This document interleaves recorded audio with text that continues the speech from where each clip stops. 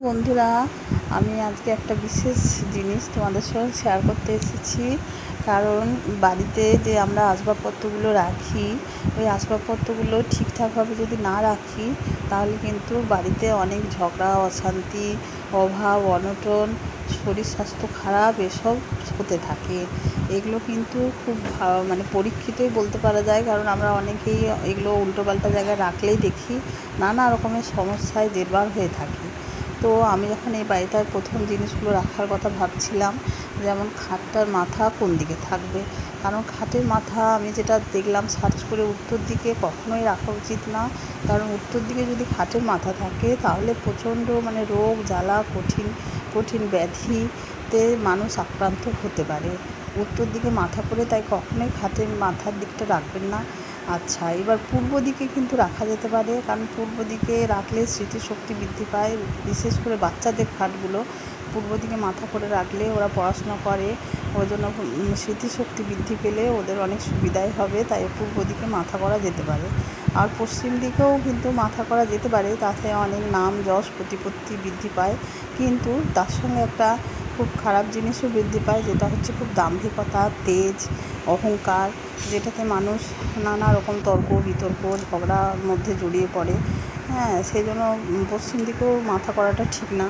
কিন্তু দক্ষিণ দিকে মাথা করলে শরীর স্বাস্থ্য ভীষণ ভালোও থাকে। সবচাইতে ভালো দিক হলো দক্ষিণ দিকে মাথা করে শোয়া। তাই জন্য আমি আমার খাটটা দক্ষিণ দিকে মাথা করে রেখেছি। তো আমি চাই যে আমার এই ভিডিওটি যারা যারা দেখছেন তারা প্রত্যেকেই একটা সুন্দর সুস্থ পরিবেশে থাকুন। সেই জন্য আপনারা যখন খাটগুলো রাখবেন তখন কিন্তু এই দক্ষিণ দিকেই মাথা করে রাখবেন, তাহলে সবচাইতে ভালো হবে। পূর্ব দিকে মাথা করেও রাখতে পারেন, সেটাও খুব ভালো দিক। আচ্ছা, এরপর যে বিষয়টা নিয়ে আমি ভাবছি সেটা হচ্ছিল আলমারি। আলমারিগুলো আমরা যেদিক সেদিকে রেখে দিই। বিশেষ করে অনেকেই আবার জায়গার অভাবে হয়তো উত্তর দিকে পেছন করে দক্ষিণ দিকে মুখ করে রেখে দেয়। এটা কিন্তু একবারে ভুল পদ্ধতি। কারণ উত্তর দিকে যদি পেছন করে রাখা হয়, উত্তর দিক হচ্ছে কুবেরের দিক, তাহলে কিন্তু আপনার আলমারিতে যে আমরা নতুন জামা কাপড়ে ভরে যাই, এগুলো হবে না কোনো দিনই। তাই জন্য সবসময় আলমারির মুখ থাকবে উত্তর দিকে। এটা হলে আপনার আলমারি সবসময় প্রচুর জামা কাপড়ে ভরে থাকবে।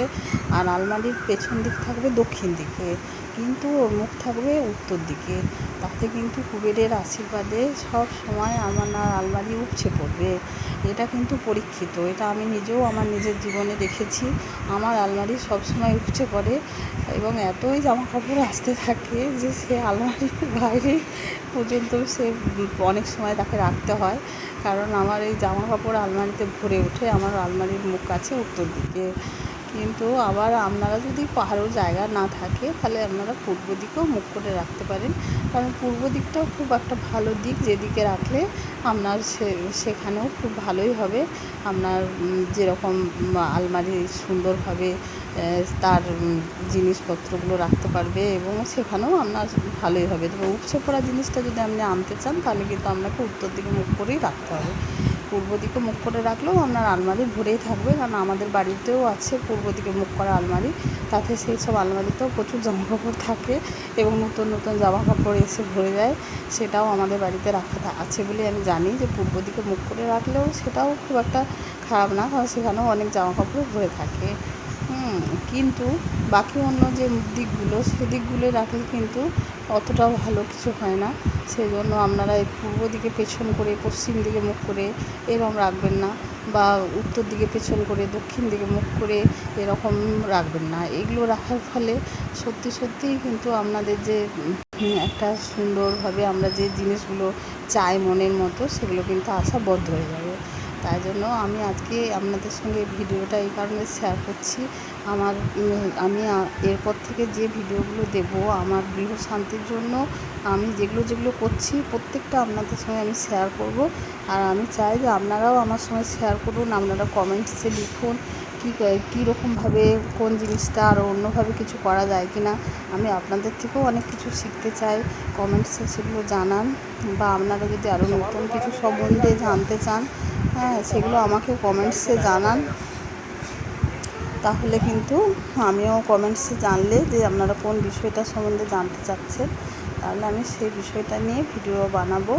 আমি আমার এই গৃহশান্তির জন্য আমার ঘরের কালার সব কিছুই কিন্তু আমি অনেক বাস্তু মেনে সব কিছু দেখে তারপর করছি।